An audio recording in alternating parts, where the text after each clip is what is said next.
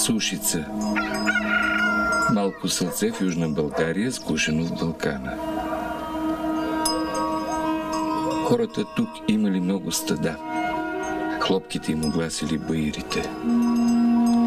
През зимата овчарите слизали в селото, а когато тя приближавала към своя край, слагали маски, закачали звънци на кръста си и обикаляли цяла нощ в селото да гонят злите духове и съобщят за идването на пролетта.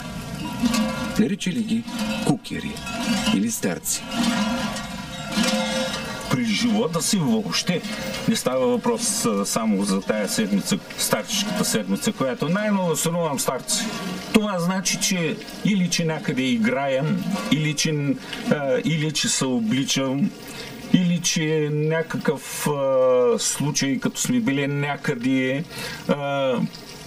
Това пък отделно дрънкането, звука, все са различни нещата, които ми се явяват в съня.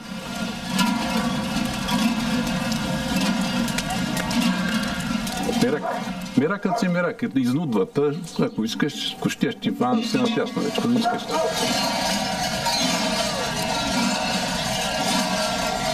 Това си, как да кажа, дарба отвътре. На който му идва отвътре, просто му идва.